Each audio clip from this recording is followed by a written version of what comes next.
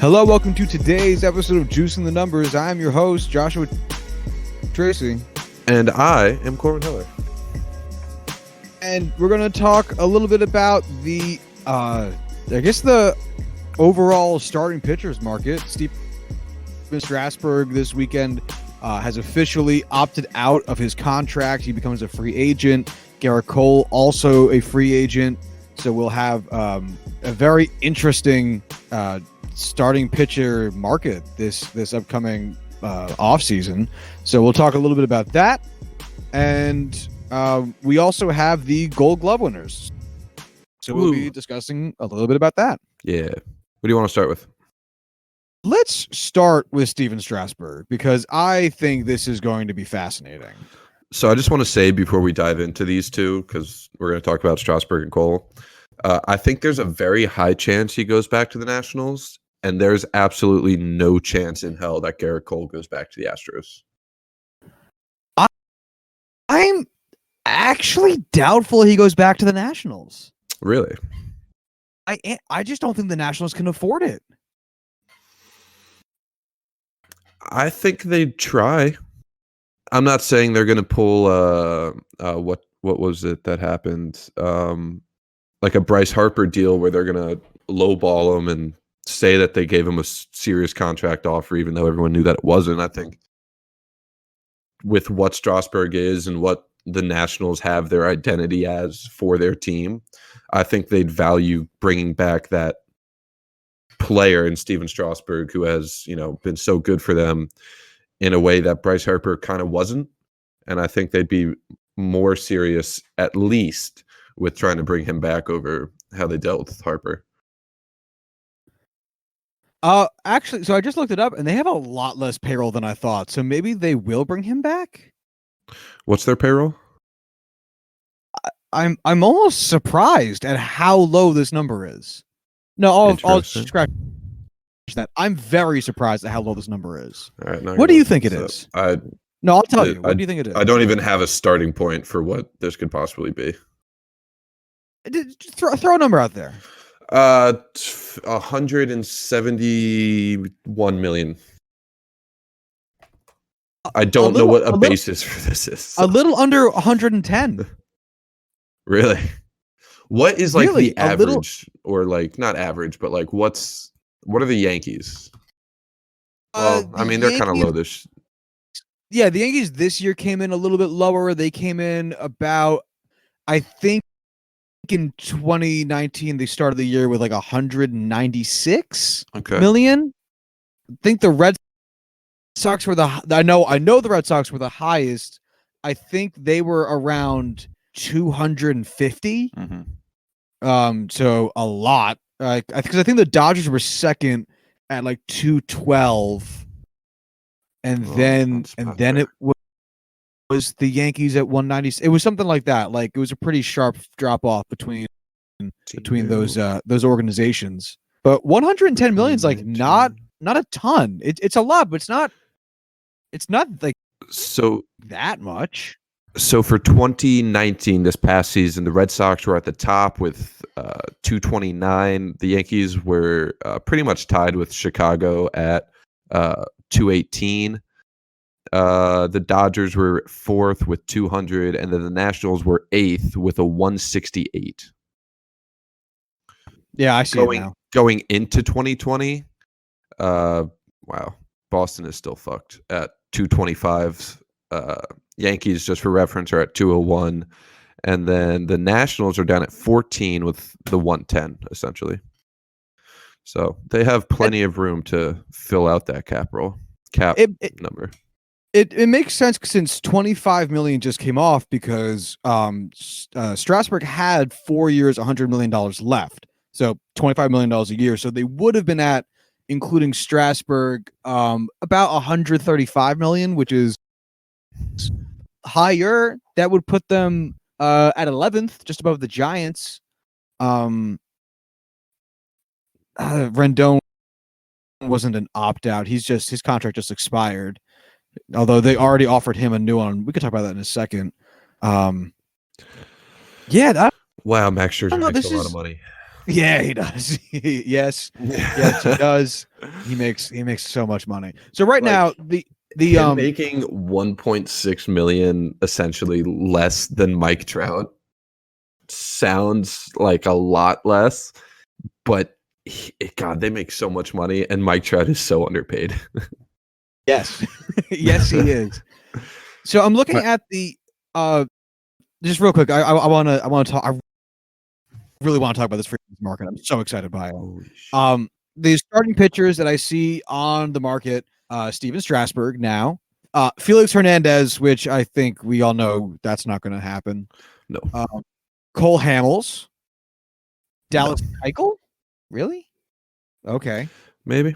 Well, I yeah, thought he he only had, signed the 1 year deal for the rest of this year. thought it was. I don't know why I had a That was three. No, he was that was asking Kimbrel. for a 3-year deal. Yeah, Oh, Kimbrel got the okay. 3-year deal. Yeah. Rick Porcello, Hyun-Jin Ryu, Meh. Rich Hill, Garrett I Cole don't know what's gonna happen with Rich Hill. I honestly, is 40. yeah, like he's still a good pitcher when he's healthy, but he's so never healthy, and man, it's just He's 40. yeah. A lot of these guys are not just super enticing free agents A lot like of them some are years there decent, are. like 1-year candidates. Like I could see it, Yeah. like a Padres type of team taking a 1-year risk. That's what they did with Garrett Richards, essentially. Garrett Richards, you know. Yeah, I could see that. Like Keuchel probably won't sign a 1-year deal again, but that's probably what would be best for the teams looking at him. Um, like Josh Donaldson will probably sign a smaller multi-year deal. JD Martinez is going to sign a much longer deal. Like JD Rendon. Martinez is not technically a free agent yet. He has not yet exercised his opt Oh, out clause. right. That's why he's in green. Green's for the player option. Right. Anyway, I let me can just read out a how. few more of these starting pitchers real quick Mhm. because they are pretty interesting. Okay. Tanner Roark, Alex Wood, Jake Odorizzi, Ivan Nova. Do we have any more good ones? Kyle Gibson. Wow, Minnesota's so fucked. CC Sabathia's retired, so he doesn't count. Jason Vargas and Andrew Kashner. Wow, there's a lot. Madison Bumgarner, Mad bum. Drew Smiley, Derek Holland, How is this right? Like, how is this Zach table? Wheeler.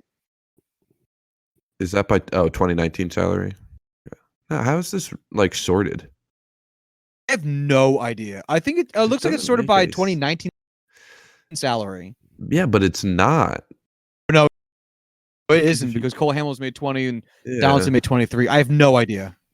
But regardless, like this is an amazing, if you're a team, I should say, an amazing pitcher free agency class. yeah, I mean, this could.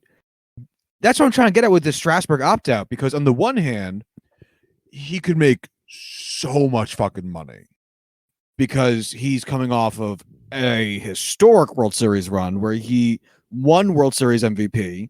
mhm, But on the other hand, he's going to have to battle for money with possible Cy Young winner Hyun-Jin Ryu, possible Cy Young winner Garrett Cole, and then like a bunch of really talented dudes who would be significantly cheaper in say Alex Wood, who is historically a good pitcher but was hurt last season.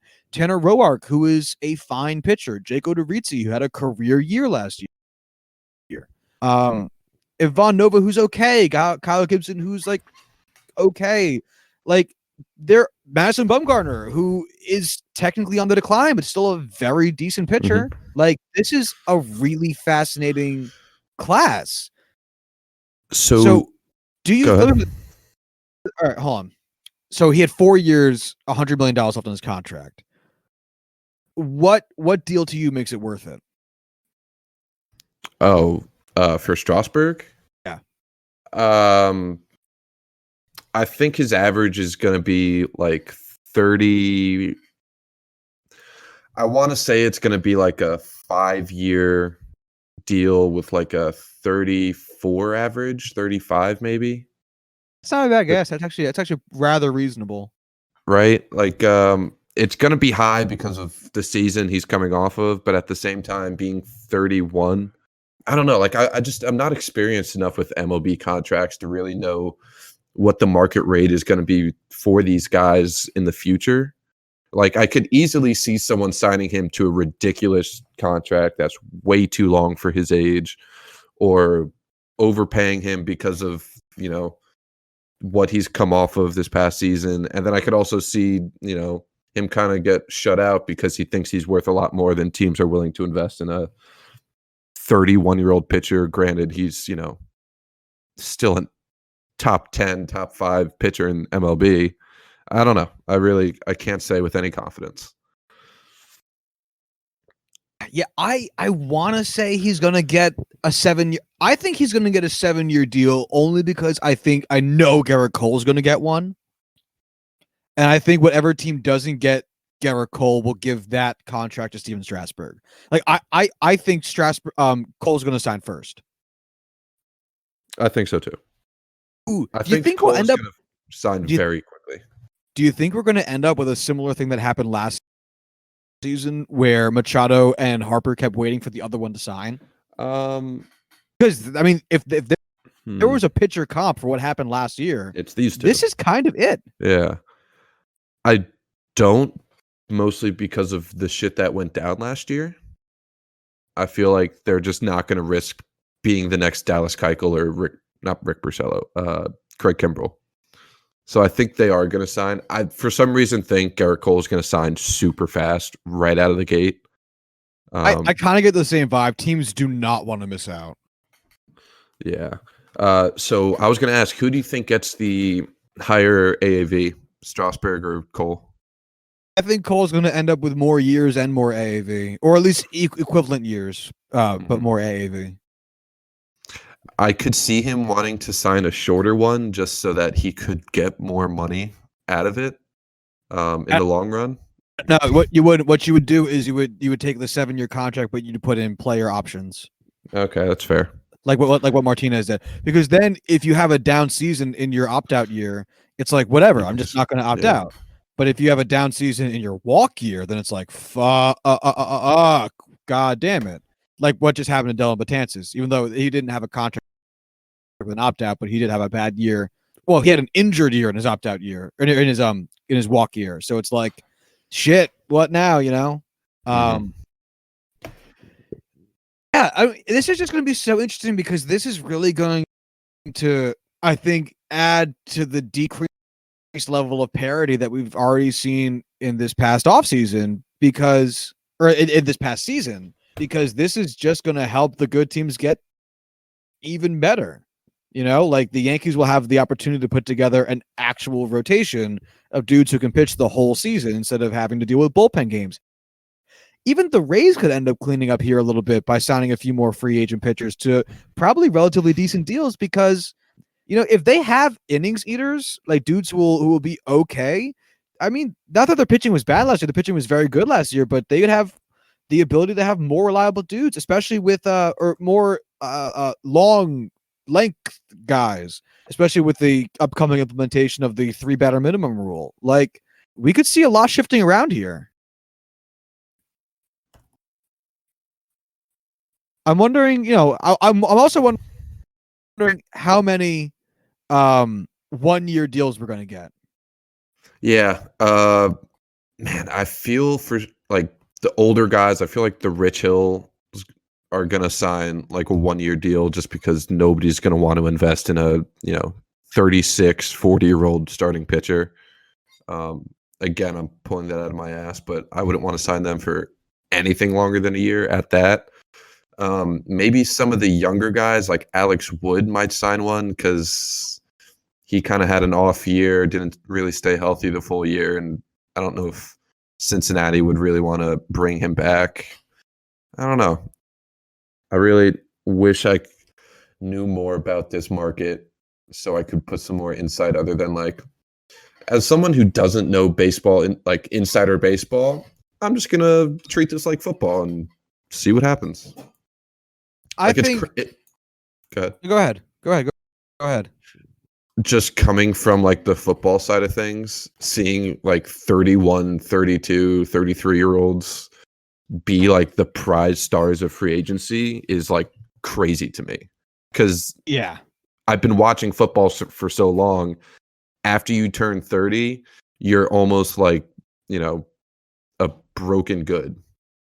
Like nobody wants to invest in anyone over 30 anymore, unless you're a quarterback. And even then, it's kind of like, eh. It's just weird that this is the prime for pitchers. Just to touch on Alex Wood, I think Cincinnati clearly wanted to do with him what they did with Yasiel Puig, where he was in his walk year, let him play until a team needs him, and then trade him away at the deadline for good prospects. Mhm. So they wanted to do that, and then Alex Wood got hurt, and they couldn't do that.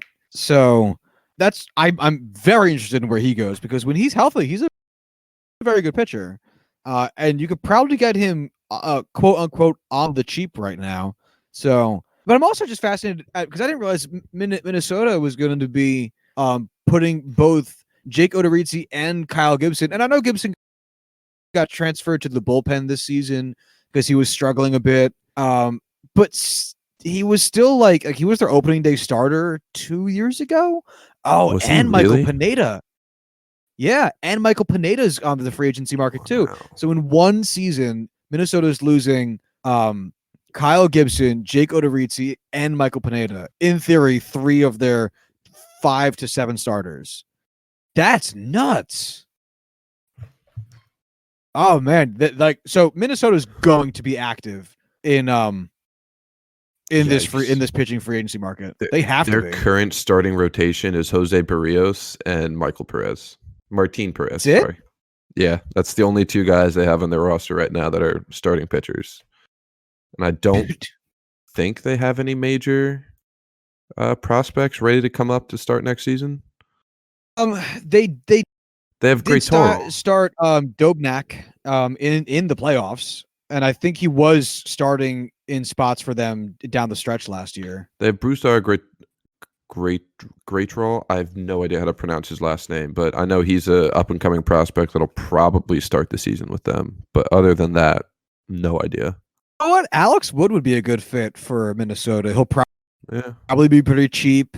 Again, relatively speaking to the other free agent pitchers who are going to get signed. He's still got something to prove. He could take a 1-year deal. He'd probably be thrilled with 3 right now. I could totally see that. Man, they have some great prospects that just, I don't know if they're going to move any of them for starting pitching, but they definitely have the ammunition to do it. You think, all right, Cole Hamels, he's 36. He still had a pretty decent season as far as I can recall from last year. I'm going to pull up his numbers while I'm talking just to see. But in my mind's eye, he had a good season last year. But I assume that at the age of 36, he's going to be signing a 1-year contract, right? I'm sorry? Assuming that at that at the age of 36, Cole Hamels will probably be signing a 1-year contract. Where do you think he does that? Did you say where or if he does that? Where? Cole Hamels? Fuck if I know. He's one of those guys that he could sign anywhere and nobody's really going to second guess it.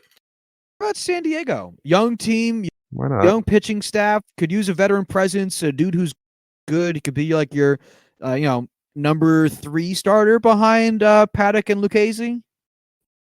I'm all about it. Who was rumored to be talking to Cole or talking to the Padres? One of these free agent players. I think it was Cole. I think it was the Padres that were going after Cole. Yet. I think I heard the Angels were already talking to Cole. I haven't heard anything about the Padres yet, though. I mean, Real it's quick, not too important because we're so early into the. Yeah. Nothing's going to happen for a bit. Cole Hamels had a 3.1 ERA in 141.2 innings last season, which is pretty cool. 143 strikeouts is fine. A FIP of 4.09, which is like a little bit high, but like nothing crazy. 1.4 WHIP is a little bit high, but nothing crazy. Yeah, he seems like 1 year deal prime candidate. I'm so fucking excited for this starting pitcher free agency market. So excited. It's gonna be one of those things that's either gonna be way more exciting than it should be, or it's gonna be so disappointing it sucks. It just brings all the fun out of free agency this year. Last year's problem was that Machado and Harper kept waiting each other out, so teams kept waiting to sign other free agents because they weren't sure if they're going to get those two dudes. But there's so many viable starting pitchers on the market this year that, like, I have to imagine it's going to be more exciting because teams still need start. Every single team in baseball needs starting pitching. Every single team. Yeah, you know what? I also just realized next year, I believe, next year, the Astros are also losing Justin Verlander and Zach Greinke. That's really funny. Is this the end of their dynasty? That's what I was going to lead in with. So first off, like at the end of next year, then they'll have no Garrett Cole, no Charlie Morton, no Justin Verlander, no Zach Greinke, unless they want to extend those guys, which seems like a horrible idea. They're not old, but by the end of next year, they'll both be 37, if not 38. Maybe 30. I think let's say 37. And they'll have Lance McCullers and Brad Peacock and Josh. I guess some of the bullpen guys might be starters. Maybe they'll make some more trades in there. But I mean, the guys we're talking about that they don't have anymore were kind of like the core of that the World Series run last year or 2 years ago, and then this year. And I'm not sure I'm willing to call 2 appearances and 1 win in 3 years a dynasty. You? Maybe if they won this year and they win next year, they win 3 out of 4. You could call that a 4 or 5 year dynasty, sure. But if they end up winning 1 title out of this and just have a really great team throughout the regular season, no, it's not a dynasty. I think a dynasty is 4 to 5 years at the absolute minimum of being at the absolute top. So, like, Alabama has been a dynasty for the past 10 years.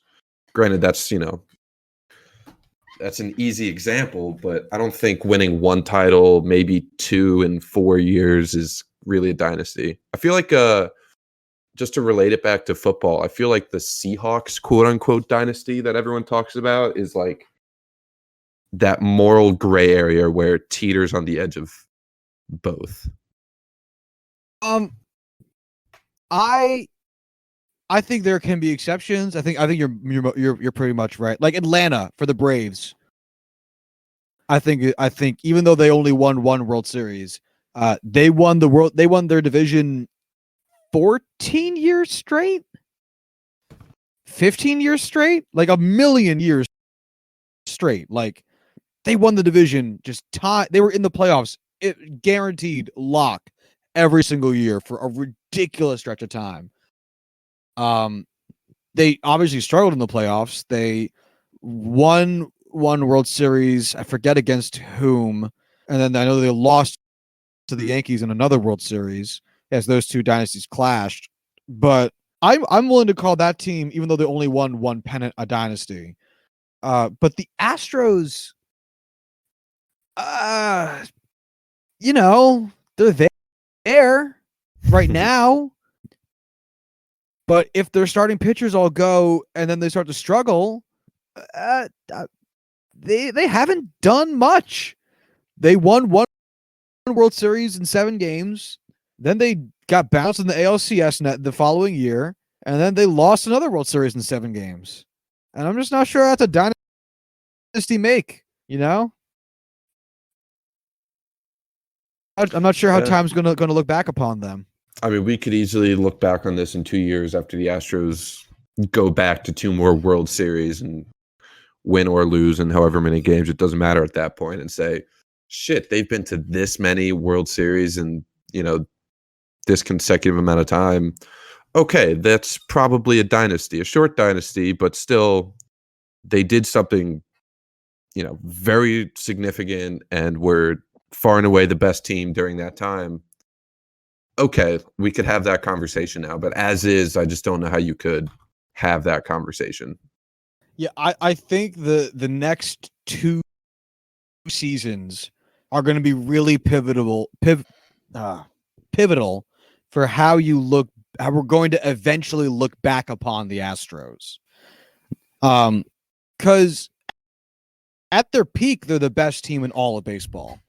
But their World Series win is notable, but I think it's also more notable for how poor the Dodgers tended to play in the postseason during the Kershaw run, and that's going to be more of the story than the Astros' success. And the story for this year isn't how great the Astros are; it's how DC baseball won their first World Series since 1948 in the Negro Leagues, 1924 in the MLB. So their accomplishments and failures haven't even been the most impressive parts of what's happened with them, Mm-hmm. So yeah, we'll see. The next 2 seasons will tell a lot. Are you ready to talk about Gold Gloves? Yeah. All right. For the American League, the first base winner of the Gold Glove is Oakland Athletics' Matt Olson. Runners up, Yuli Gurriel and Justin Smoke. Yeah. What do you have any impressions on it? I'm glad it went to Olson. I agreed with their decision.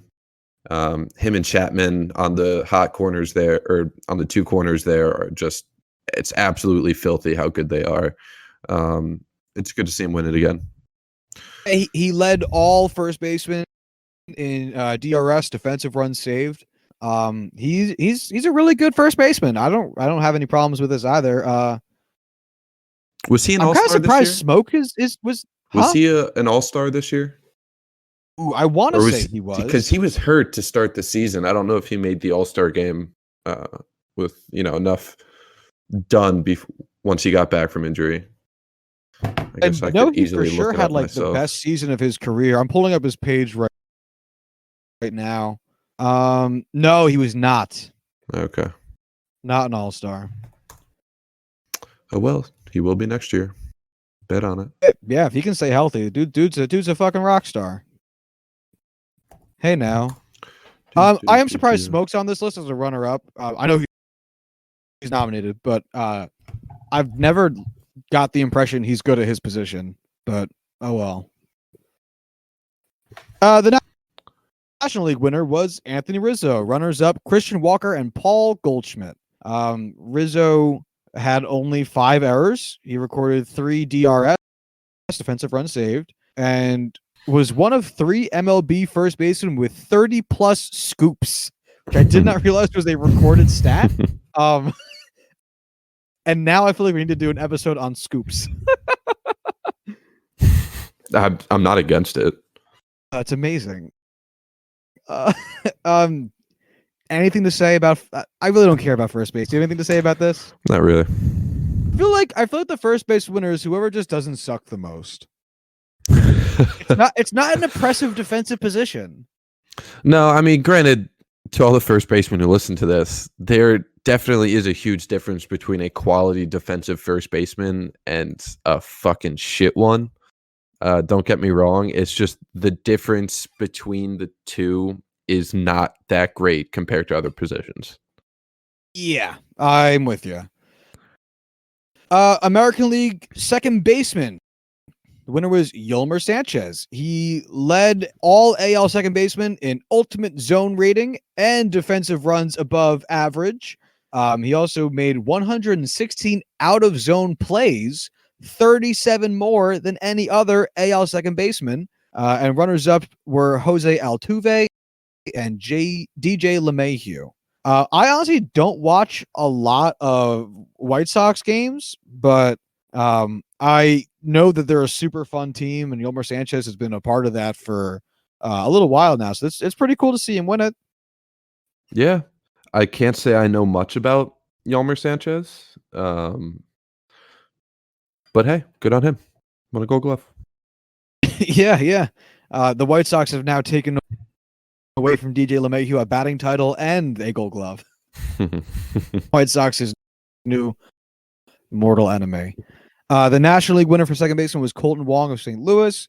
He was the best defensive second baseman in the National League by nearly every metric. His 14 DRS were 6 more than any other NL player at his position, while he also led in UZR, defensive WAR, and out of zone plays made. Again, a stat I did not realize was kept track of. Runners up were Ozzie Albies and Adam Frazier.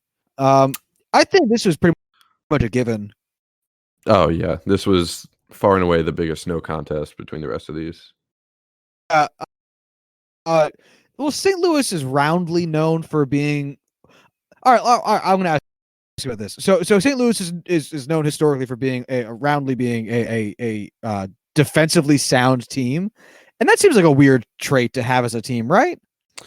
I wouldn't say it's too outrageous. I know, a lot of teams go out of their way to bring up defensive focused prospects, and just that's what they focus on in practice. So I don't think it's crazy that, there's just certain teams that just tend to always have really great defensive players. It's weird to some extent, just because there's a lot of teams that don't, but it is what it is. It is what it is. What is Yeah, it's just it's funny to see how some teams can just maintain a certain status forever. Like the Yankees are always known for being a pitching is okay, but home run hitting's really good kind of team. And I guess and the Cardinals have always been known for being a defense really good team, and they try their hardest. And Black Magic carries them to the postseason a lot. So, yeah. AL shortstop, your boy Frankie. Yeah. He wanted runners up Marcus Semien and Dalton Simmons. Kind of surprising. And Dalton didn't win it, but whatever. This is Lindor's second Gold Glove. Wow, He's they have nothing to Dodger. say about him. They have nothing. Do you think that's true? I think they're gonna try. I don't know how. Like, they've already said they're not gonna give up their top two prospects, Gavin Lux and I forget who the other one was. So they're not gonna get them. I don't know. It's gonna be one of those things where it's like, we're gonna say no on principle because they're gonna lowball the shit out of the Indians, but then at the same time, they're just gonna wait till he's a free agent and sign him anyway. I think they're going to do the same thing that ended up like this is going to be Giancarlo Stanton 2.0, where it's like the Dodgers are trying, they're really trying. Look how hard we tried. Oh, he got shipped to a completely different team, and then the Dodgers front office are going to be like, "Well, you see how hard we tried." Yeah, I mean, they want to have the appearance of trying, not actually trying.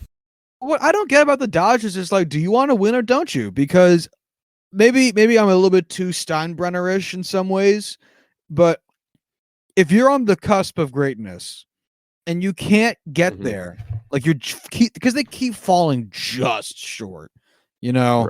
especially this past season was an embarrassment to them, being bounced in the first round by the wild card team.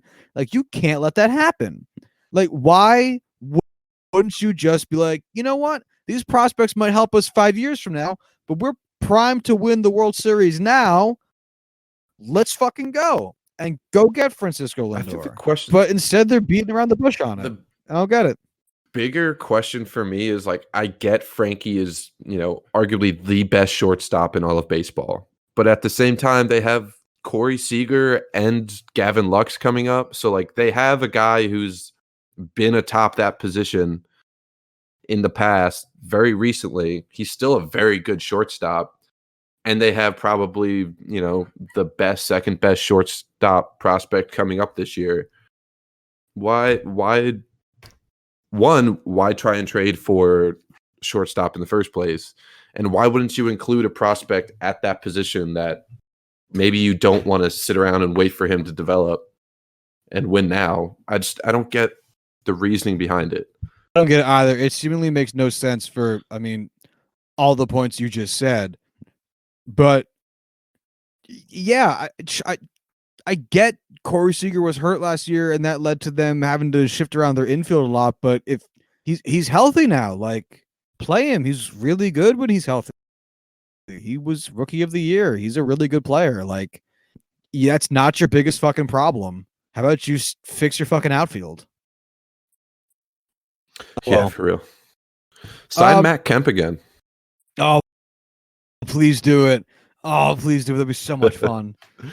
The National League winner was Nick Ahmed. He led all National League shortstops with 18 defensive runs saved. He also made an NL leading 150 out of zone plays. Runners up were Paul DeJong and Trevor Story.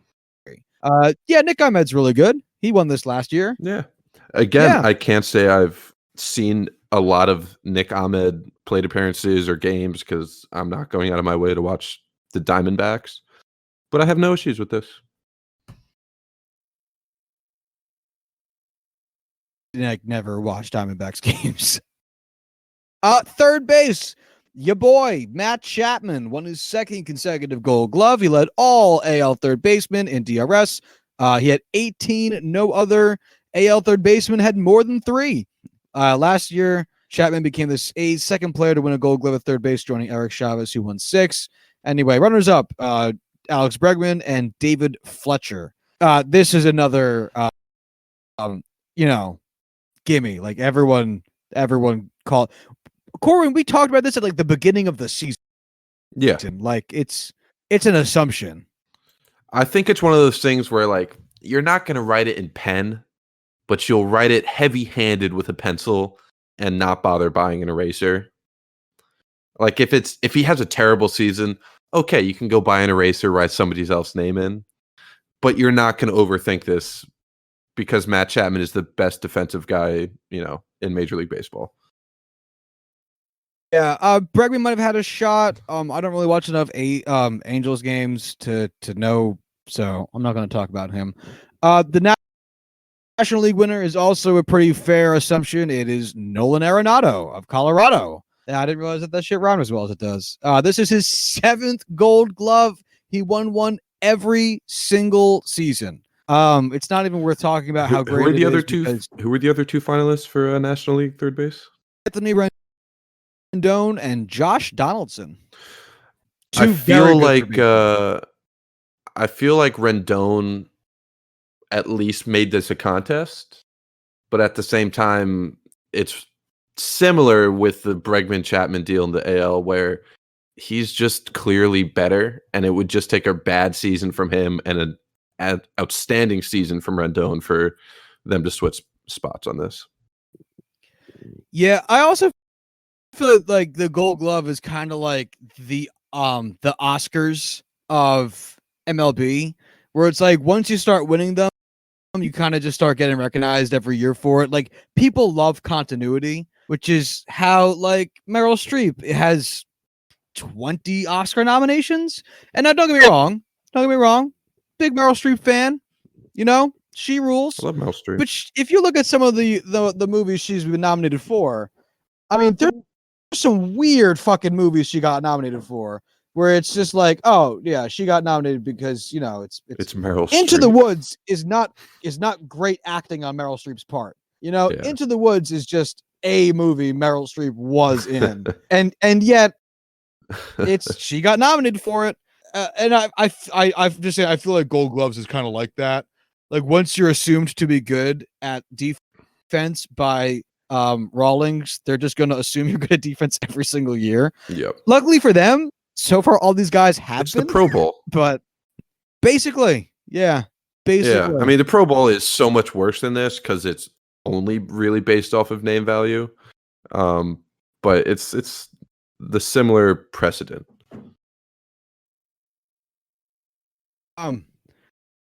Yeah, sorry. I just read ahead. Let's move on to left field, where the American League winner was Alex Gordon. This is also his 7th Gold Glove award, second most in Royals history behind Frank White, who won 8. So next year he's got a shot at tying it. Runners up were Robbie Grossman of Oakland and Andrew Benintendi of Boston, which I cannot believe Andrew Benintendi was even nominated for this award. That's such bullshit.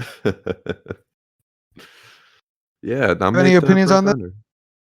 I mean, I think it's funny. I agree that it's funny that he was nominated, but I don't think anyone really considered him an actual favorite or, actual finalist in this. Yeah. It's weird because left field at Fenway is considered the easiest left field to play in all of baseball because if the ball goes over your head, it is a hit. And if Mhm. so, all you have to worry about is what's in front of you, and that's not hard to do.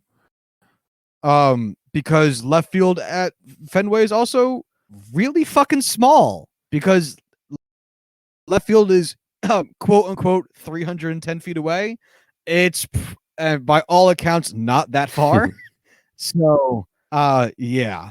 I don't understand his nomination. Good for Alex Gordon. That's all I gotta say. Yeah, great for Alex Gordon. An And Peralta, underappreciated superstar. yeah, he's really given Kansas City a lot to root for. He's been rather consistent, and when he hasn't been, like he improved this year. He wanted to change some things to up his game on a team he knew was going to be was bad, and he knew he was going to get starting playing time, and he still wanted to improve because that's I mean, granted, he's an athlete, of course, he wants to be good, but his heart's still there. Kansas City has been really good to him. It's a great place to play. I really like Alex Gordon. Move on to the NL Yes, now it is left David field. Peralta, Yeah. with runners up Juan Soto and Hunter Renfroe. I feel so bad. I don't watch the Diamondbacks at all. They have nothing to really say about him on their website. He led all NL left fielders with 10 DRS. So that's something. But yeah, that's all I got. Can we just talk about how much Juan Soto improved defensively from his rookie year to this season?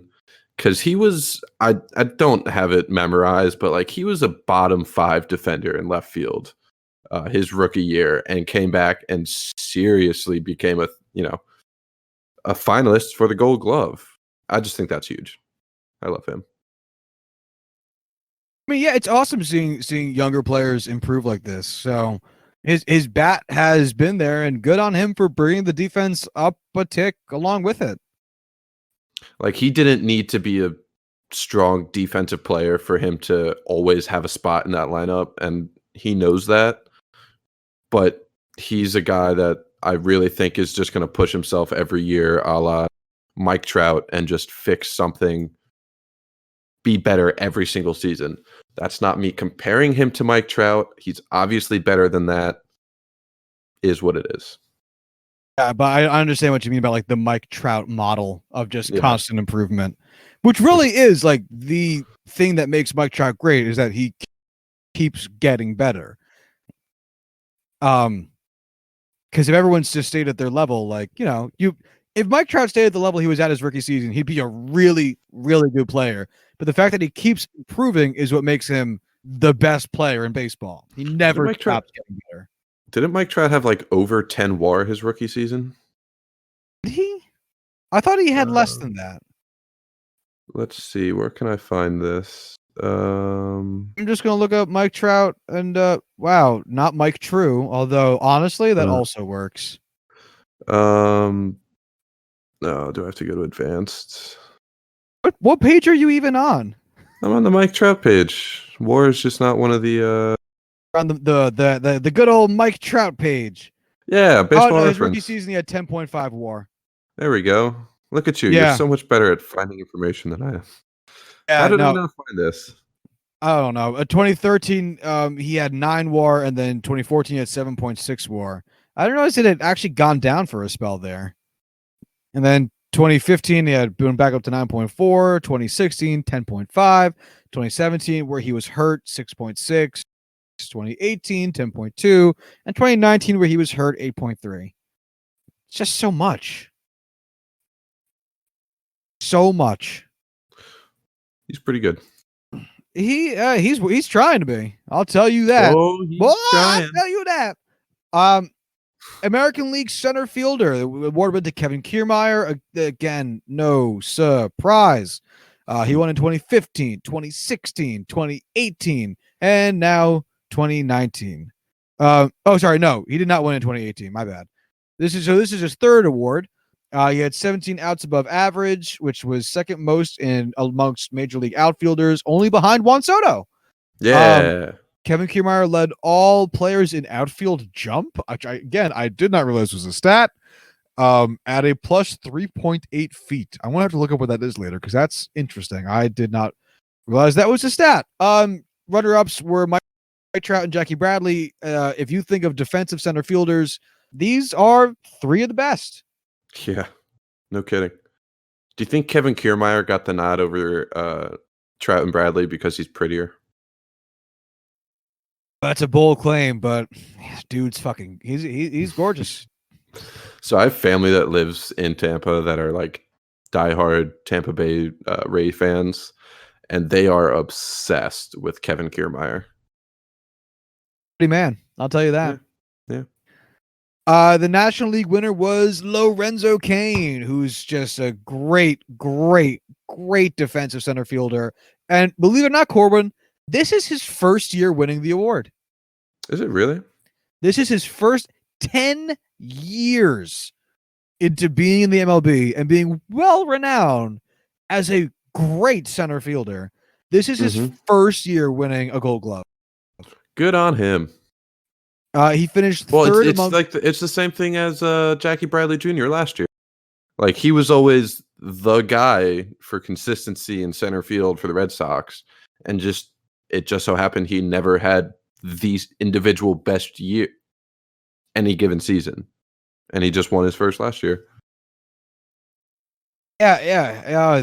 Gold Glove's really traveling around, making sure it hits all the untapped gems. Yeah, that little slut Gold Glove award. Oh, Rawlings, you dirty bitch. Lorenzo Cain finished with 14 outs above average, which was third amongst all outfielders. That's all it really has to say. Victor Robles and Harrison Bader were the runner-ups. Woo-hoo. Runners up. Right field, the AL winner was Mookie Betts. Not a surprise. The runners-up were Cole Calhoun and Josh Reddick. This is Betts' fourth straight Gold Glove award. He's really good. He's so good. I have nothing else to say. Fair enough. Yeah. The National League winner was Cody Bellinger, which I think is an interesting comp to how we just talked about Juan Soto. It was phenomenal this year at the plate, which is what's probably going to be more heavily discussed than his defense. But he had 19 DRS, which was tied with Aaron Judge for the most amongst right fielders across the majors. The reason Judge was not nominated for this award was a lack of plate appearances. He was hurt, just in case anyone was wondering. Runners up were Bryce Harper and Jason Hayward. But Cody Bellinger had a very good year at the plate this year and a very good year in the field. Yeah, it's almost as if he was one of the best players in baseball and in running for the MVP. I would have thought. Funny how that works. Yeah, crazy stuff. Catcher, we have another Cleveland Indian, Roberto Perez. This is his first career Gold Glove award. And just the fourth award by a catcher in Indians history, joining Sandy Alomar and Ray Fosse, who won twice. The runners-up were Danny Jansen and Christian Vasquez. Perez did not allow a passed ball in all of 2019. Yeah, he's really good. And I talked a lot of shit about him just going back to when the Indians, I think they traded Yan Gomes to the Nationals. They didn't let him walk. I wasn't happy with that move because I really hated Roberto Perez offensively. And I never really cared to give any notice to his defensive prowess. And I was like, we're fucked. Turns out we are very much not fucked because he was better than Yan Gomes this year in just about every metric. So I'm here to eat my hat. You go, Roberto. Way to go, Senor Perez. The National League winner was JT Realmuto, which is not a surprise. No. Oh, actually, this is his first Gold Glove award. That's actually surprising. Yeah. He's like a really good defensive shortstop. Catcher. I was gonna say, did he change positions? Because Sorry. that'd be pretty Whenever funny. I hear defensive, my mind always jumps to shortstop. Oh yeah, no. Whenever I get it. hear the word defensive, my mind goes shortstop. Yeah, I'm actually rather surprised this is his first. He's really, really good behind the dish. No. He has the fastest pop time in the majors, which it says here, and he's had that forever. His arm strength is also phenomenal. He's always been good at throwing runners out. That's good for him. Like I said, he's been known to be very good, so good for him. The runners up were Austin Hedges and Yadi Molina. I'm glad they didn't give it to Molina. You got to give it to someone else. You don't like Get out of here, Yadi Molina. Pitcher, the winner was Mike Leake, who split his time this year between Seattle in the American League and Arizona in the National League, but he wins the American League award anyway. I don't really see what the hell. He was tied for the lead amongst AL pitchers in Saber defensive index rankings. That's all they have. I don't think they should have gone to Mike Leake. This was the big surprise for me. Yeah, Jose Barrios and Lucas Giolito were the runners-up. I still think it should have been Masahiro Tanaka. I think it's a crime he hasn't won a Gold Glove yet. He's so good defensively. Yeah, I mean, this I is can't weird. say that I've seen enough of any of these guys to give, to talk about their defensive prowess, because that's usually not something you watch when you're watching, pitchers, but I don't know. It's weird that Mike Leake, of all people, was the guy that they were like, this is the dude for this season. Weird choice, especially a guy who only spent half the year in the American League. To give him an American League based award is okay. Yeah. The winner in the this next guy was, spent a vast majority of the season in the National League, but was also far and away the best pitcher at this position while he was doing that. Zach Greinke won the National League end of this award, which is also no surprise. He's really good at defense. If anyone did not see his Game 7 start in the World Series, where he put on a show defensively, Zach Greinke is a very good defensive pitcher. This is his 6th consecutive Gold Glove award. He's so good. That's insane. Yeah. He became the 3rd NL pitcher to win at least 6 consecutive Gold Glove awards, joining Bob Gibson and Greg Maddux. That's a nice group to be a part of. Fuck yeah, it is. The runners-up for this award were Jack Flaherty and Aaron Nola. Got a soft spot for Flaherty, but it's Greinke's award to give up. Yeah, this and Silver Slugger every year. Mm-hmm. He's just so good. And that brings us to the end of the Gold Glove Award winners. Any big takeaways? Anyone you wanted to see who wasn't there? Not other than Juan Soto. Matt Chapman would really be the only guy that I would die on a hill for defensively. So they hit my spots.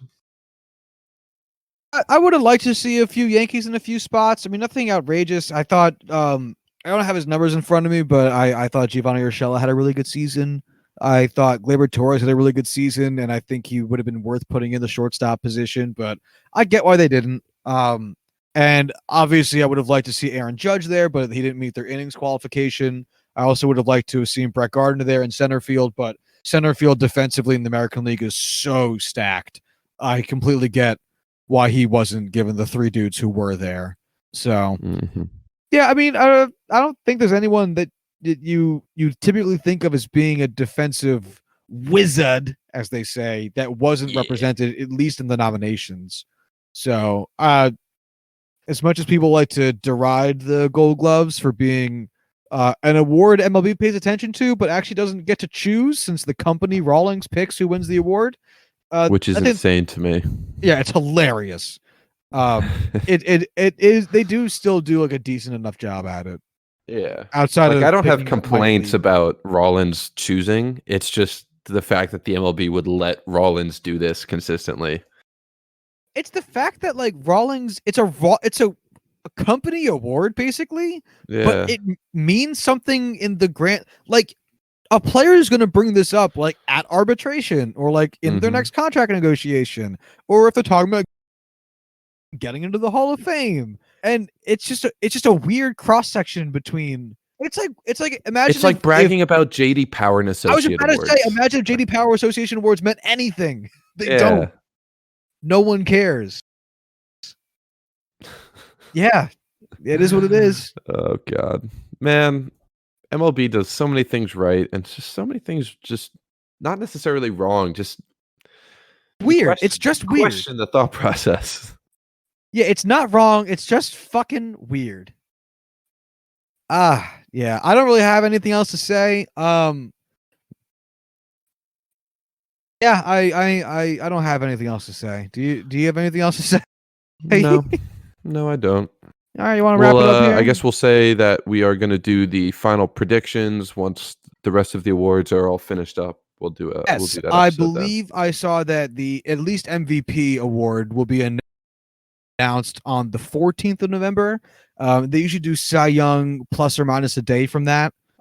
So I would expect that come end of next week, we should have all of the awards in. So our episode about that will probably be released around then. Perfect. Which would be I haven't nice. checked my predictions at all since the last episode we did on them. I will be surprised if I get any of them. I think I did. No, well, yeah, neither of us got the World Series prediction right because I think I picked the Astros and you picked the Yankees. I did, yeah.